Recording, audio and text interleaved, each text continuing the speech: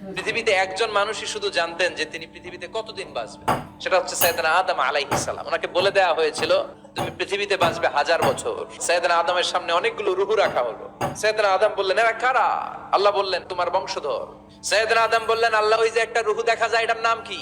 এটা তোমার ছেলে দাউদ, সে দুনিয়াতে নবী হয়ে আসবে। সাইয়েদনা আদম বললেন মাবুদ আমার ছেলে দাউদের কত বছর হায়াত আপনি দিয়েছেন? আল্লাহ বললেন মাত্র 40 বছর। সাইয়েদনা আদম বললেন মাবুদ এত ফুটফুটে সুন্দর আমার ছেলে দাউদ মাত্র 40 বছর দিলেন কেন? আল্লাহ আপনি বাড়ায় দেন, আল্লাহকে বাড়ানো যাবে না, লেখা হয়ে গেছে। সাইয়েদনা আদম বললেন আমার 1000 বছর থেকে 60 বছর আমি আমার ছেলেরে দিয়ে দিলাম। আর আদম আলাইহিস সালাম পেয়েছিলেন 1000 বছর, 60 কমে গেলে রইল কত? 940 বছর পৃথিবীতে থাকার পরে মালাকুল মাউত চলে এসেছে। এসে বলল জিতু আন আকবাদা রূহাক, রূহ কবজ করতে আসছি। আদম আলাইহিস সালাম বললেন রূহ কবজ করতে আসছো মানে? আমি বাঁচবো তো 1000 বছর। মালাকুল মাউত বললেন না না, ওই যে আগের কথা স্মরণ করেন আপনি 60 বছর দিয়া দিয়েছিলেন। কয় না আমি দেই নাই।